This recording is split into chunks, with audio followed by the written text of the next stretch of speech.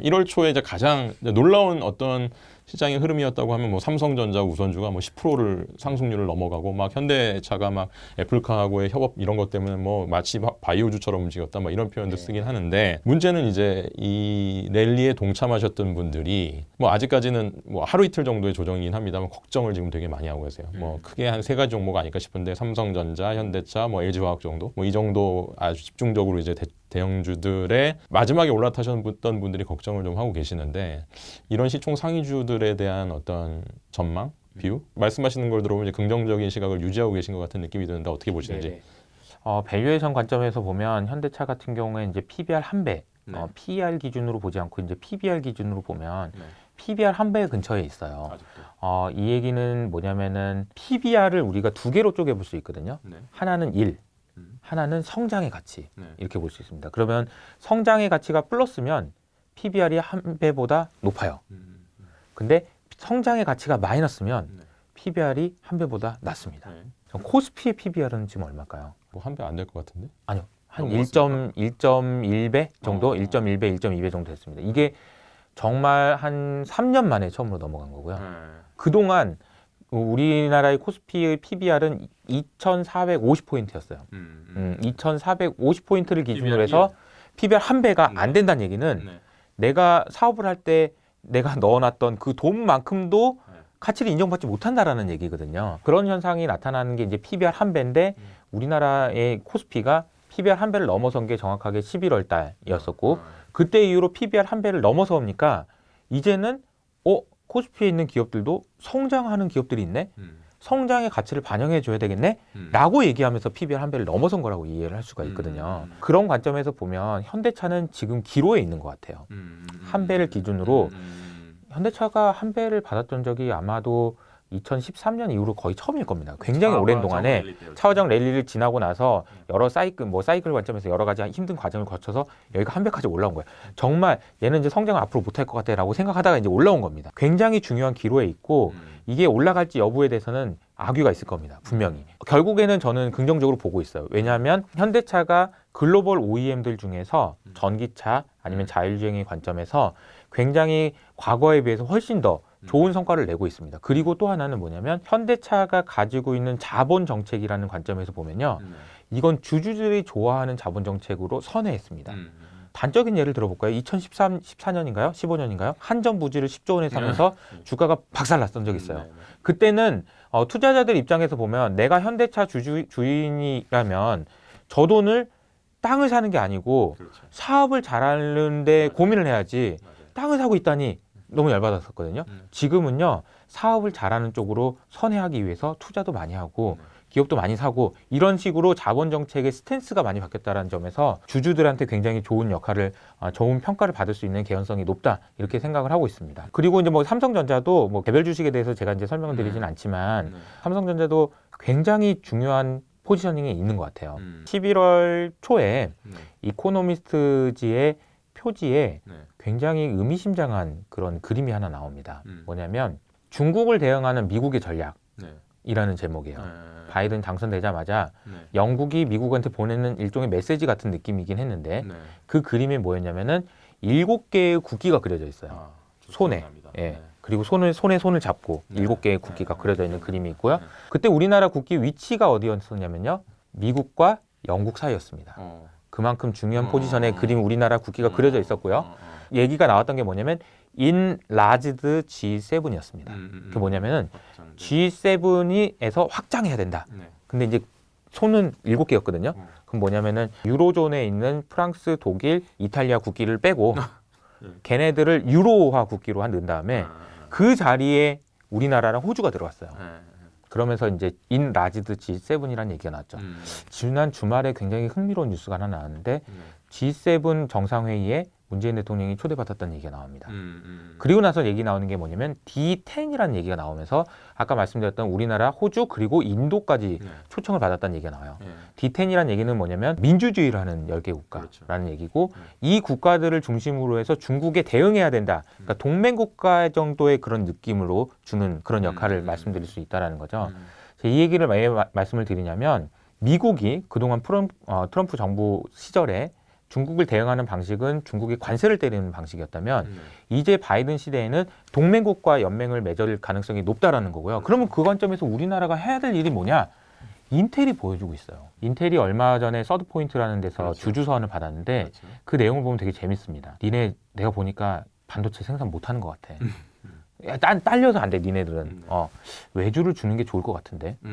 그러면서 그 뒤에다 뭐라 쓰냐면, 반도체를 외주를 주게 되면 우리나라 국가, 여기서 우리나라는 미국입니다. 미국이죠. 미국의 국가 안보에 굉장히 큰 위협을 주는데, 이렇게 돼 있어요. 딜레마가 있는 겁니다. 이거를 반도체를 외주를 주자니 국가 안보에 위협이 되고, 근데 외주를 안 주자니 못하고, 계속 못하고 있거든요. 그렇죠. 그럼 어떻게 해야 될까요? 그러면 동맹국인 한국 또는 대만에 이제 그렇죠. 밀어줘야죠. 밀어줘야 되는 겁니다. 네. 우리나라 그 위치에서 삼성전자의 포지션이 너무 좋다는 얘기고요. 재밌는 게요. 2013년 차화정 시대에 그때 당시에 화학 제품을 만드는 공장이 정말 풀 가동이 됐었습니다. 그러면서 나타나는 현상이 굉장히 재밌는 현상이 나타나는데 대만에 있는 공장에서 자꾸 불이 나요. 그래서 그때 이제 제가 기억이 나면은 그때 당시에 보고서의 제목 중에 왜 대만의 포모사에는 자꾸 불이 날까? 요게 보고서의 제목이었어요. 왜 불이 났을까요? 너무 무리를 한 겁니다. 너무 캐파가 딸리니까. 그래서 무리를 하다 보니까 불이 나고 정전이 나고 이런 현상이 나타난다는 거죠. 대만이 요즘에 자꾸 정전이 납니다. 맞아요. TSMC 그 설비에 문제 생겼다는 뭐 그런 얘기들이 약간 얼핏 TSMC가 가장 그 파운드리 업계에서 가장 훌륭한 회사이기에도 불구하고 몸에 붙이는 거예요. 체력이 딸리는 거예요. 그 정도로 오더가 밀려오고 있다라는 얘기고요. 이게 어떻게 될 것 같니? 삼성전자한테 시간이 가면 갈수록 유리한 게임이다 라고 저는 보고 있습니다. 시간이 갈수록 TSMC에서 못하는 일들을 우리가 받아오게 될 가능성이 높고 그것은 삼성전자의 실적의 안정성이라는 측면에서 굉장히 도움을 줄 가능성이 높기 때문에 주가가 너무 많이 올라서 조정받는 구간 당연히 있겠지만 이게 그러면 밑으로 다시 꼬라박을 거냐? 그럴 가능성은 높지 않다는 거예요. 시간이 삼성전자 편이고 우리나라의 기업의 편으로 바뀌었다. 이렇게 말씀드릴 수 있을 것 같아요. 현대차 주주분들하고 삼성전자 주주분들 입장에서는 팀장님 말씀에 의하면은 이게 뭐 계속 고네요. 네. 뭐 저희가 이제 그 어차피 시장에 대해서 설명을 그렇죠. 드릴 때 이 종목은 좋을 것 같습니다라는 걸 이제 작년 연말에 연간 전망으로 통해서 그렇죠. 말씀을 드리거든요. 그렇죠. 근데 그 키워드를 저희가 뽑은 거는 빅스였습니다. 네. BIGS. 그래서 대형주가 좋다. 네. 2021년에는 대형주가 좋을 것 같습니다. 이렇게 말씀드렸고 두 번째는 배터리, 인터넷, 그리고 그린, 그리고 세미컨덕터 이렇게 네 가지를 말씀드렸거든요. 네 가지가 이제 주도적인 업종이 될 것 같다 이렇게 말씀을 드리고 있어요. 그래서 요 관점으로 좀 생각을 해보셔도 좋지 않을까 그렇게 말씀드립니다. 코스피 업종들 중에서 지금 아직 안 오른 업종 중에 혹시 또 투자자 여러분들이 좀 이렇게 주목을 해봐야 될 업종들, 좀 선점하러 들어가 있어야 될 업종으로 좀 꼽아볼 만한 업종이 있다면 어떤 업종이 있을 수 있을까요? 오지 않은 미래를 상상해 보는 게 좀 도움이 되거든요.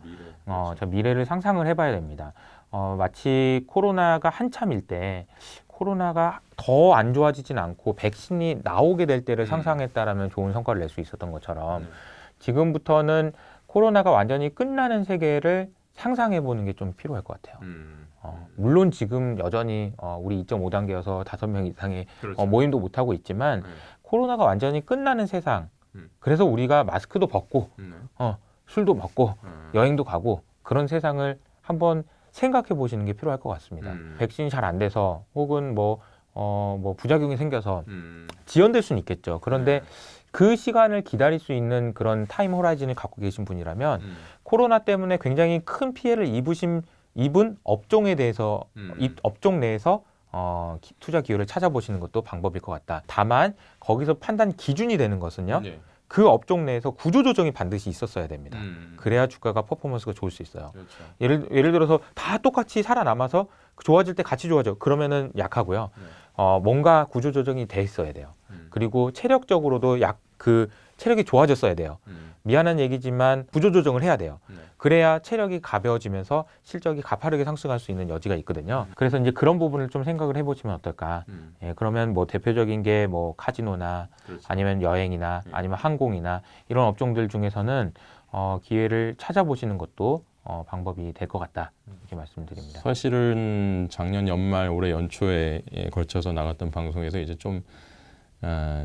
김한진 박사라던가 김영렬 센터장 같은 경우는 조금 보수적으로 보시긴 하셨었어요. 뭐 물론 이제 이 부분은 좀 약간 논란의 소진이 있을 것 같긴 해요. 왜냐하면 아직 이제 이게 좀 구체화되려면 조금 시간이 좀 필요한 업종들이다 보니까. 그렇지만 팀장님께서는 지금 어찌됐건 그 부분에 대해서 지금쯤은 투자를 한번 고려해 볼 만한 시점이다. 뭐 이렇게 일단 의견을 주셨다고 볼 수 있을 그러니까 것 기준을 판단 기준을 봐야 되는 것 같아요. 같아요. 네, 구조 조정이 돼야 됩니다. 그렇죠. 그리고 기업의 비용단이 클린화돼 있어야 돼요. 이것도 좀 뭐 슬픈 얘기긴 하지만 어떤 모 기업 같은 경우에는 2019년 말에 아르바이트생을 1,100명을 고용했었는데 지금은 100명밖에 고용 안 해도 된다고 하더라고요. 그리고 앞으로 늘릴 계획이 없다고 하던데요. 그러니까 이런 식으로 비용이 효율화돼 있는 그런 기업들 같은 경우에는 만약에 매출이 늘어난다고 하면은 어닝은 훨씬 더 가속화돼서 올라갈 수 있거든요. 그래서 그런 기업들을 찾아보시는 것도 방법 중에 하나다. 대신 저희가 생각하는 주도주는 빅스가 그렇죠. 될 것 같다. 이렇게 말씀을 드립니다. 지금 물론 시총 상위주 위주로 이제 지수 중심으로 이제 굉장히 많이 올라와 있는데 이 랠리에서 개인분들 중에 소외되신 분들 좀 많아요. 사실 잘 인지들을 못하시는 분들도 계시겠지만 뭐 이렇게 직접 투자하시는 분들 중에서 지금 소외되신 분들이 굉장히 많은데 그런 분들이 주로 이제 들고 계신 종목들이 이제 중소형주를 들고 계신 분들이 좀 소외되어 계신 경우가 많이 있거든요. 작년 연말부터 해서 이제 전문가들 분들 사이에서도 이제 이 중소형주가 올해 수급이 일로 올 수 있다. 너무 이제 대형주 위주로 가 있기 때문에 그거에 맞춰서 그거를 앞두고 미리 이제 선점해서 들어가 있다가 상승하기를 기다리는 그런 어떤 투자 전략이 필요한 때다라고 요즘도 이제 말씀하시는 분들이 많이 계시는데 이런 어떤 시각에 대해서 팀장님의 시각은 어떠신지 좀 말씀 좀 해주시죠. 항상 시장에서는 쏠림과 확산이 계속 반복되는 것 같습니다. 특히나 이제 코로나 이후에는 그런 현상이 더 심해졌던 것 같아요. 그러니까 코로나가 처음 터지고 나서 회복되는 국면에서는 정말 극단적인 쏠림이었습니다. 정말 소수의 몇몇 종목을 제외하고는 아예 주가가 움직이지도 않고 오히려 더 빠졌어요. 근데 이제 그런 부분들이 서서히 확산이 되고 있는 과정인 것 같고요. 지금 현재도 마찬가지로 주도주는 분명히 대형주입니다. 대형주가 중소형주를 아웃퍼폼하고 있어요. 하지만 이쪽이 너무 과도하게 가다 보면 확산이 되는 구간이 분명히 있고요. 또 다시 또 가다 보면 또 확산이 되는 구간이 있을 겁니다. 그 과정을 잘 지켜내신다면은 중소형주에서도 수익을 낼 수 있는 기회는 얼마든지 있다. 이렇게 말씀을 드리는데 다만 이제 저희의 전망은 연간으로 봤을 때 대형주가 아직도 지금 아웃퍼폼을 많이 했지만 연간으로 봤을 때도 대형주의 성과가 더 좋을 것 같다라는 말씀을 드리고요. 그 이유는 뭐냐면요. 지금 경제 상황은 K 리커버리라고 하잖아요. 굉장히 좋은 데는 되게 좋고 안 좋은 데는 되게 안 좋아요. 구조조정 이제 또 시작될 수 있습니다. 그렇다 보면은 업계 중에서 그러니까 같은 업종 내에서도 작은 애들은요 좀 힘들 수 있어요. 그러니까 큰 애들의 성과가 오히려 더 좋을 수 있는 그런 구간이라는 거죠. 그래서 아까 말씀드렸던 어려운 구간에서 그러니까 그 마켓쉐어를 확대했던 그런 기업들은 대부분 대기업일 가능성이 높고 그 대기업의 성과가 좋아지는 것이 지금도 아직도 연간으로 계속될 수 있다고 보면 연간으로 봤을 때는 대형주의 아웃퍼폼할 가능성이 높다라고 생각하지만 앞서 말씀드린 대로 과도한 쏠림이 있었을 때 항상 확산이 있기 때문에 중소형주를 가지고 계신 분들이라면 기회는 있다.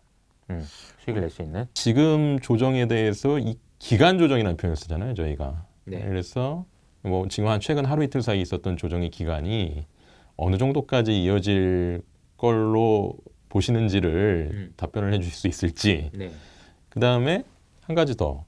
중소형주가 올해 중에 한번 기회가 있다고 가정을 한다면 어떤 트리거 같은 게 좀 있을 수 있을 것 같거든요. 그러니까 예를 들어서 이게 이 시장의 관심이 대형주에서 약간 벗어나서 중소형주로 이제 올라갈 수 있는 어떤 계기 이런 것들이 아마 좀 있을 것 같은데 먼저 지금의 어떤 조정이 물론 이렇게 과속 방지 턱 수준이긴 하지만 이게 어느 정도까지 갈 걸로 보시는지 이게 어떤 이벤트가 있으면 반등으로 확실하게 돌아설 수 있을 것으로 보시는지 그걸 좀 여쭙고 싶어요. 시점을 예상하기 참 어려워요. 이게 이제 근데 이제 대신에 그 어떤 일들이 앞으로 우리가 넘어야 될 산인지를 말씀을 드리는 게 더 좋은 대답이 될 수 있을 것 같습니다. 우리가 시장을 봤을 때 연간으로 봤을 때 가장 작은 리스크는 뭐고 큰 리스크가 뭔지, 단기적으로 우리가 넘어야 될 산은 뭐고 장기적으로 넘어야 될 큰 산은 뭔지 이렇게 설명을 좀 한번 드려볼게요. 단기적으로는 저는 이제 테이퍼링과 관련된 미국 연준의 스탠스에 대한 그런 체크가 필요하다고 생각합니다. 저는 경기는 굉장히 좋아지지만 걱정할 수준의 인플레이션은 오기 어렵다라고 말씀드리고 있는데 그 이유는 디플레이션 압력이 너무 크기 때문이다. 그렇죠. 그래서 코로나가 완전히 종식된 이후에도 우리가 코로나 이전 세상에 있었던 디플레이셔너리한 환경이 하나도 해결되지 않고 그대로 넘어왔다. 아니 오히려 더 심화됐다. 이렇게 말씀드립니다. 양극화의 문제나 좀비 기업의 문제, 구조조정의 문제, 공급 과잉의 문제, 이 모든 문제는 하나도 해결되지 않고 그대로 왔습니다. 그렇기 때문에 디플레이션 압력은 너무 커요. 그런데 시장에서는 올해 적어도 3월, 4월 달까지는 이거 이러다 인플레이션 진짜 오는 거 아니야? 라는 생각을 계속 하실 것 같아요. 지금부터 아마 2, 3개월 정도 시간 동안에는 아니야 인플레이션 올 것 같아. 이호석이가 저렇게 얘기하긴 했지만 내가 보니까 숫자 봐봐 이거 인플레 오잖아. 이런 얘기를 되게 많이 할 것 같아요. 그러면 시장에서는 이런 걱정하실 겁니다. 연준이 2023년까지 금리 인상하는 거 생각하는 것도 생각 안 해봤다고 얘기했는데 생각하면 어떡하지? 이런 생각을 하는 거죠. 그리고 실제로 지난주에 보스틱 총재 같은 분도 흑인 분 최초 테이퍼링 올해 해야 된다라는 얘기 하시잖아요. 연준 내에서도 이런 다른 의견들이 나오기 시작하면서 시장에 이런 믹스된 시그널을 줄 가능성이 높다라는 거죠. 그럴 가능성이 어떻게 보면 작게는 연준의 그러니까 1월, 3월 달에 이제 그 FOMC 회의 그리고 길게 보면 4월, 5월 달에 그런 인플레이션에 대한 저희 생각과 다르게 움직일 수도 있잖아요. 그래서 그런 부분에 대한 것을 잘 넘어가야 된다 이런 생각을 하고 있고요. 시장의 궤적은 저는 이제 그냥 뭐 그림을 그려보자면 그냥 설 전후로 해서 약간의 뭐 한 5에서 10% 정도의 조정이 있을 수 있다라고 생각을 하는데 그 조정은 아마도 제가 말씀드린 대로 연준의 진위에 대한 의심에서 나올 수 있다라고 생각하고 거기 때문에 촉발되는 게 이제 달러가 추세적인 약세로 가다가 뭐야 여기선 더 이상은 약세 아니네 올라가는 그런 구간이 겹쳐지면서 뭐 공매도 금지라든지 그런 제도적인 변화 이게 이제 3월 달에 맞물려 있기 때문에 2월 달 뭐 설 연휴 전후로는 조금 시장이 조정을 받을 수 있을 것 같다라는 생각이 들고요. 지금 나오는 현상은 과열을 시키는 구간이라고 봐서 3,000포인트 내외에서 한 뭐 좀 더 갔다가 좀 더 올라갔다가 이렇게 또 다시 이런 구간을 반복하지 않을까. 그래서 이제 주가가 조정을 받을 수 있다. 뭐 이런 논리들을 여러 가지 생각할 수 있지만 제가 보기에는 인플레이션에 대한 시장의 해석 그리고 연준의 진위에 대한 의심 뭐 이런 부분들을 극복해 나가야 될 것 같고요. 두 번째는 4분기 실적이 이제 다음 주부터 나옵니다. 4분기 실적이 우리나라 기업들이 정말 잘 나오게 되는지 그리고 4분기 실적은 잘 보셔야 되는 게 4분기 실적이 나올 때 항상 연간 전망을 어쨌든 나오는 걸 보여줘요. 기업마다. 그래서 이 기업들이 올해 어떤 식으로 전망을 하는지 여기에 따라서 연간 어닝에 대한 컨센서스도 나옵니다. 그렇기 때문에 그 부분을 기반으로 해서 아마 우리도 증권사에서도 밸류에이션을 다시 좀 점검해보고 그런 시간을 가질 거예요. 그래서 그런 시간들을 좀 체크를 해보시면 좋지 않을까. 그렇게 말씀을 드려봅니다. 아까 말씀드렸던 것처럼 중소형주 투자자들은 지금 소외되신 분들이 굉장히 많은 상황이거든요.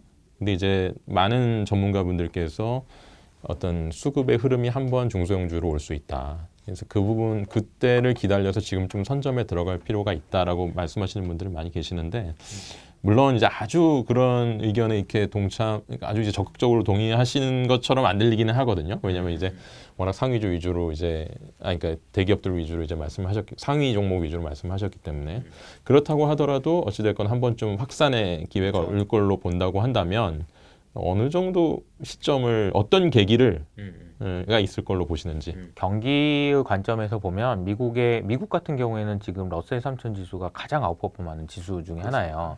예, 다우보다도 훨씬 아웃퍼폼을 하고 있습니다. 그쪽으로도 돈이 굉장히 많이 들어가고 있고요. 그 얘기는 뭐냐면 미국은 경기가 좋아질 거라는데 베팅이 과감하게 들어가고 있는 거예요. 우리나라도 그런 부분이 확인이 돼야 됩니다. 우리나라 경기도 진짜 좋아지겠다. 근데 뭐 길게 놓고 보면 결국은 낙수 효과라고 하죠. 그러니까 대기업이 돈을 많이 벌면 대기업에서 보너스를 받은 개인들이 또 보너스 받았으니까 뭐 차도 사고 뭐도 사고 외식도 하고 이러면서 이제 소비가 확산되고 이러면서 그 훈풍이 불면서 우리나라 경제도 좋아지는구나 진짜로. 이런 모습들이 나오면은 중소형주들도 좋은 모습이 나오지 않을까. 그렇게 이제 러프하게 좀 말씀을 드릴 수 있을 것 같아요.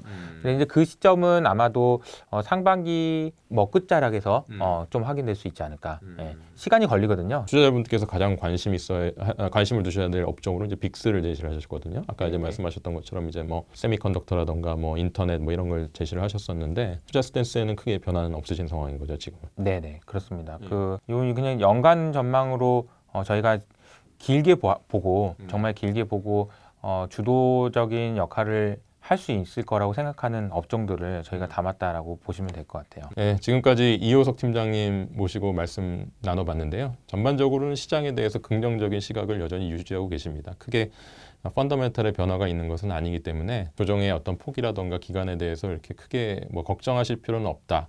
뭐 그런 시각이 아니신가 저는 스스로 이렇게 생각을 해봤고요. 그러면은 이제 앞으로 이제 시장이 어떻게 흘러갈지 이제 신중하게 지켜보시면서 대응하실 필요가 있을 것 같습니다. 자, 오늘 시간 내주셔서 감사합니다. 네, 감사합니다.